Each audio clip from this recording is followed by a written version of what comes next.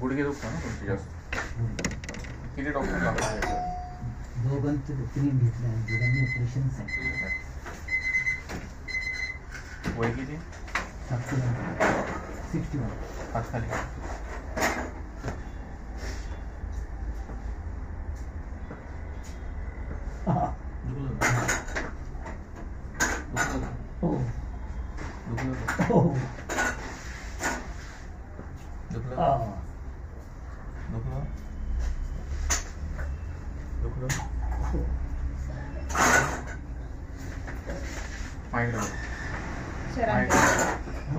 सरांकडे बघा. आता इकडे बघा. तुमच्या कमरामध्ये मध्ये गॅप काय सांगितलं? L4 L5 मध्ये वरची वरून खाली सरक. डिक्स मध्ये गॅप करून किंवा डिक खाली सरकून तुम्हाला झाली कमीत कमी 10 ते 15 वर्ष. तर त्यावेळेस तुम्हाला फक्त महिन्यातून 2 महिन्यातून 3 महिन्यातून एकदा टिकचं भरायचं किंवा जमा करायचं, हो की नाही? पण एखादी गोळी घेतली, शेकून घेतलं किंवा सोडून घेतलं ते बरं होऊन जायचं, हो की नाही? पण आता काय झालं, एवढ्या 2 ते 5 वर्षामध्ये तुम्ही कार्टिलेज असतं, गादी असते ती बऱ्यापैकी फाटून बाहेर आली. गादी बाहेर आल्यामुळे ही सायटिका नावाची नस दबली गेली. इथून ब्लड सर्क्युलेशन खुब्याला, मांडीला, गुडघ्याला, बोटीला टाचेले होत नाही, म्हणून इथं दाबल्या दुखतो. म्हणून जास्त तुम्ही उभं राहिले, मांडी घातली, गुडघ्यावर बसले, जास्त चालले तर पाय दुखता, जड पडता, रग लागते, कळ लागते, मग यायला, हो की नाही? जास्त गुडघ्यावर बसले किंवा जास्त उभं राहिले तर होईल, असं नाही. आता याला म्हणता सायटिका प्रॉब्लेम. म्हणून इथून ब्लड सर्क्युलेशन शरीराचा एक नियम आहे, जेवढी दिवसभरात झीज होते तेवढी रात्रीतून परत भरून येते. पण हा नियम तुमच्या कमरापासून खाली काम आहे. म्हणून देवाने आपल्याला एक वरदान दिले, दिवसभरात जेवढी झीज होत आहे तेवढी तुम्ही झोपल्यानंतर तेवढी झीज ऑटोमॅटिक भरून निघते. पण हा नियम तुम्हाला खाली या नसा ज्या ज्या पार्टला कनेक्ट आहे त्या पार्टला तो नियम लागतो. म्हणून दिवसभरात जर तुमच्या 1000 सेल डेट झाल्या उदाहरणार्थ, तर 1000 सेल डेट झाल्यानंतर त्या 1000 सेल्स रिजनरेट होत नाही, 200 ते 500 सेल्स रिजनरेट होणार किंवा होतात. म्हणून मल्टिपल डेज तुमचे 500 सेल्स डेट होत याच्यामध्ये गॅपमध्ये रूपांतर झालं. म्हणून तुम्हाला डॉक्टर म्हणतील हे रिप्लेसमेंट करावं लागेल, गाडीची खूप झीज झाली, कॅल्शियम खूप कमी झालं, ऑइल खूप कमी झालं. पण ते का कमी झालं त्याचं रिझन तुम्हाला आज मला तुम्ही सांगितलं का नाही? आणि सांगणार पण नाही. आता याचा LS9चा MRI केला त्याचे स्पष्ट कमराचा MRI केला आहे, म्हणजे मी सांगितलं बरोबर सांगितलं का चुकीचं सांगितलं? त्यांचा एकदा पडले होते फ्रॅक्चर डॉक्टर विलास मॅडमच्या सल्ल्यानुसार कॅल्शियम जॉईंट सपोर्ट केला. ओके. नाही MRI केला असेल ना तुम्ही त्याच्यावर? हो केलं. मग त्याच्यामध्ये कार्टिलेज टियर, सायटिका मेन दबलेली सांगितलं असेल ना तुम्ही तर बोलले MRI केला, एक्सरे कामाचं.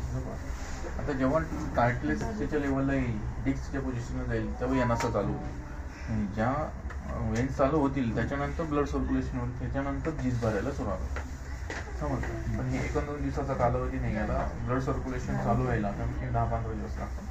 त्याच्यानंतर झीज भरायला 3 ते 6 महिने लागतात, समजलं? त्याच्यानंतर हा पूर्ण प्रकार रिकवर होईल. आणि कमरासाठी वेगळी प्रोसेस, गुडघ्यासाठी वेगळी प्रोसेस असते. याला आता इथून पुढे नियम आहे, आयुष्यभर आहे. हे नियम तुम्ही तोडले तुम्हाला त्रास परत होईल, नीट ऐकून घ्या. तुम्ही इथून पुढे फालतू झोपायचं नाही, 30 डिग्रीत बसायचं किंवा झोपायचं नाही, 15 किलोच्या पुढे वाकून वजन उचलायचं नाही, जाड सोप्यावर बसायचं किंवा झोपायचं नाही, बिना बेल्टचं प्रवास करायचा नाही, हेवी काम करायचं नाही. हे झाली कमरेची. हां, LS बेल्ट येतो. कमरासाठी, गुडघ्यासाठी नियम, मांडी घालणं बंद, गुडघ्यावर बसणं बंद, वजन कंट्रोलमध्ये ठेवायचं, पायऱ्या जास्त चढ उतार करणं बंद. नंतर करू शकणार ते मी तुम्हाला चेक करून सांगेल. शक्यतो गुडघ्यासाठी नियम आयुष्यभर आहे. वर्कआउट असतं. कसलं वर्कआउट असतं? फिटनेस कोच म्हणून आपलं वेलनेस सेंटर आहे, डेली वर्कआउट असतं, 1.5 तास साधारण वर्कआउट आहे. पण सध्या तर नाही चालणार, 3 महिन्यात नाही. 3 महिने अजिबात नाही करायचं, अजिबात नाही. कारण की तुम्ही जेवढं वर्कआउट करणार ना तेवढं सेल्स डेट होणार. अच्छा. गुडघ्यामधल्या वाढेल, डेट होणार. म्हणजे तुम्ही जेवढी मुवमेंट करणार, ब्लड सर्क्युलेशन होत नाही ना, म्हणून डेट होणार आहे. ज्या वेळेस तुमचे 100% ब्लड सर्क्युलेशन होईल परत तेवढं रिजनरेट होईल, त्याच्यानं तुम्ही वर्कआउट करू शकता असं. कंबरतली नस चॉकअप आहे तिथे मेन प्रॉब्लेम. इथे मेन प्रॉब्लेम आहे. ही क्लिअर तर ही क्लिअर याचा LS पाहिजे MRI त्याच्यात दिसतं स्पष्ट. तुम्ही आजपर्यंत गुडघे चेक करताय, हे चुकीचं आहे. मी जरी तुमच्या गुडघ्यावरती ट्रीटमेंट करत बसलो, गुडघे बरे होणार नाही. आणि तसं बघायला गेलं तर गुडघे खूप चांगले अजून तरी. फक्त डॉक्टर तुमच्या गुडघ्यावरती ट्रीटमेंट करताना ती लागू होत नाही. त्याचं कारण हे मेन इथे प्रॉब्लेम असं आहे. म्हणून तुम्ही गोळ्या खाल्ल्या का परत डॉक्टरकडे जाता का गोळ्याने फरकच पडला, डॉक्टर परत बदलून देतो, दुसरे परत जातात. ते म्हणतात मग आता गोळ्याने होणार नाही, मला ऑपरेशन करावं लागेल. बरोबर सांगितलं का तुम्ही? सांगा कशीच तुमचा आम्हाला अनुभव आहे त्याच्यामुळे म्हटलं नाही आम्हाला गुडघ्याचं नाही करायचं. कशीच होता माझ्याकडे तोंड करा पुढे करा. अशी आहे का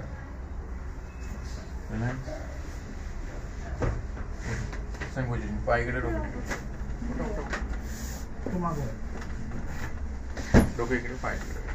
हे जे आता केलं ना सर, हे पहिले माझा स्वतःहून करायचं मोडायचं, आता नाही मोडत. हे पण चुकीचं आहे.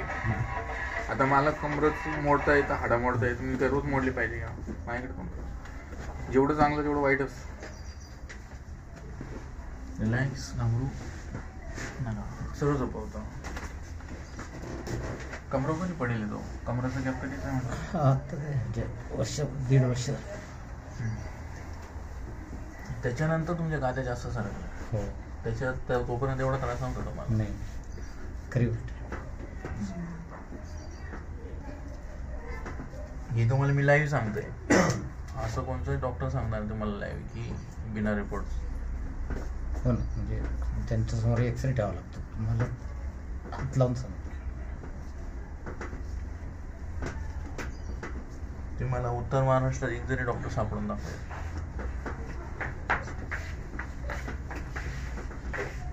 आणि तुम्ही मरेपर्यंत जरी गोळ्या खाऊन मी ट्रीटमेंट गुडघ्यावरती घेऊन याच्यावर ट्रीटमेंट न करता मला गुडघे बरे करून दाखवायचे, तुमचे पैसे मी बाहेर ट्रीटमेंट केली.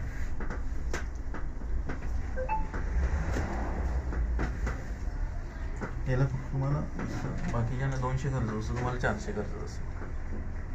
बाकीच्यांना 10 मिनिटं लागतात, तुम्हाला डबल टाईम 20-25 मिनिटं लागतात.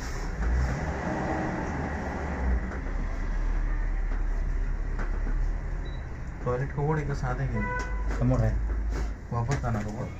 चला ठीक आहे. मोटरसायकल चालवता का मोपेड चालवता? नाही, 4 व्हीलर पण. मोपेड चालवतो पण ती जास्त नाही. त्या कारणात असं जवळचं खूप किलोमीटर.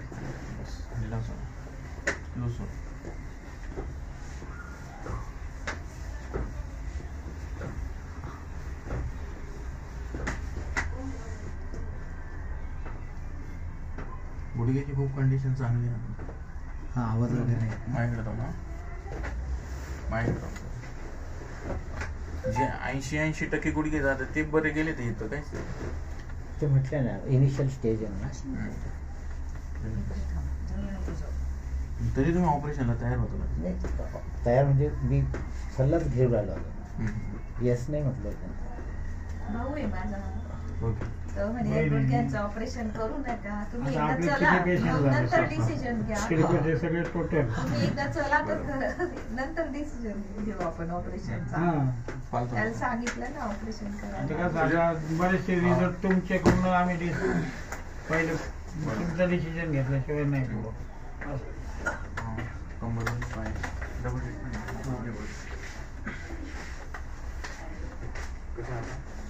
ठीक आहे. आम्हाला तो लेफ्ट साईडला कप लावला ना, थोडं मला पेन जाणवत होतं 8 मिनिट.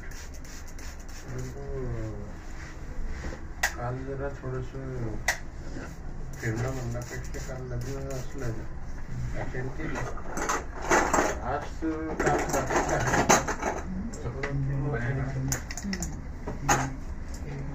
व्यायाम तर पूर्ण बंद.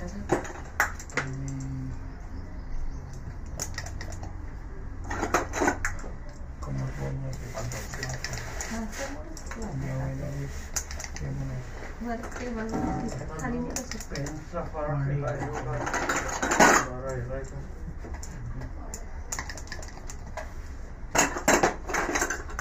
आणि जी पाय वगैरे पाय दुखणं वगैरे किंवा शोल्डर हात दुखणं ही पाय नाही साईड दुखत. फक्त राईट साईड जास्त आहे, राईट साईड जास्त त्रास देते. राईट साइड देखील पण काल मला जो एक कप होता ना तो जरा जास्त त्रास देतो. पाय हे मस्त